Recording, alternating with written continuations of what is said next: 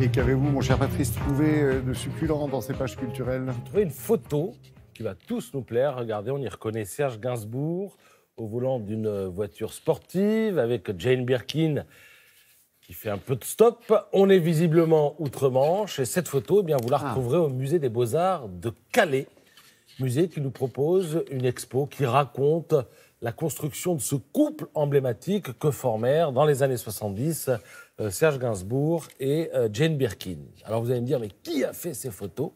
Bien, derrière ces photos, il y a un homme, c'est le frère aîné de Jane Birkin, Andrew Birkin.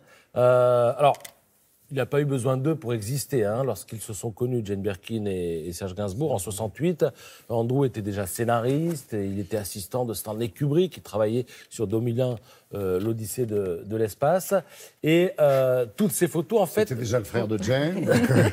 Non, mais toutes ces photos témoignent aussi des incessants allers-retours de Jane et Serge entre la France et l'Angleterre, de part et d'autre de la Manche. Et d'ailleurs, Jane Birkin témoigne ce matin dans le Figaro pour dire on prenait le train de nuit, puis le ferry, c'était très excitant, dit-elle. À notre arrivée en Angleterre, on nous servait des œufs au bacon. On sent l'histoire d'amour, jeune, sympa, que sans doute, je regarde autour de moi, vous avez tous vécu un moment.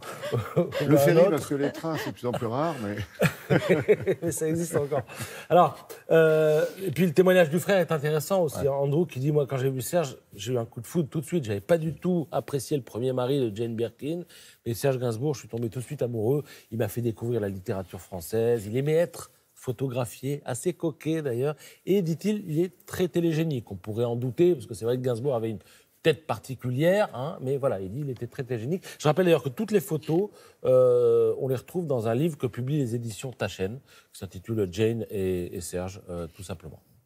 Alors, ce qui est bien, c'est que ça se passe à Calais aussi, parce que Calais, c'est le dernier port avant l'Angleterre. Et vous avez le temps d'y aller, puisque ça dure jusqu'au 11 novembre prochain. Non, au 4 novembre prochain. 4 novembre prochain.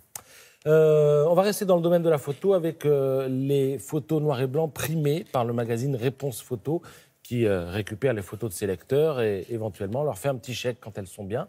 Alors, premier prix est 100 € pour l'auteur de cette photo où vous voyez des pavés luisants qui réfléchissent l'éclairage urbain. Et ce qui a plu aux spécialistes, c'est la course sinueuse de la bordure avec cette silhouette élégante qui a l'air pressée et...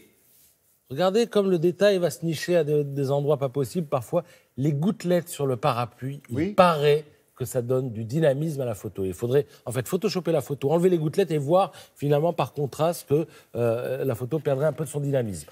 Deuxième prix est 75 € pour l'auteur de cette photo, prise tôt le matin dans une belle région puisqu'il s'agit du Dauphiné. Bon, là, on est dans le classique avec un contre-jour extrêmement payant.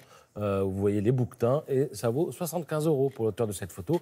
Et on va terminer par cette photo où tout paraît très très blanc.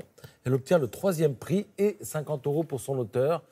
Alors en fait, les spécialistes vantent la délicatesse et le côté délicieux de cette photo qui a un parfum, paraît-il, nostalgique, celui des Citroën Diane et des chiens balançant langoureusement leur tête. C'est vrai, j'avais dans la chaleur des lunettes arrière. Sur la lunette arrière. Ça faisait comme ça. Ouais. Voilà, on verse une petite larme et on envoie 50 €. C'était agaçant. J'en ai toujours un chez moi.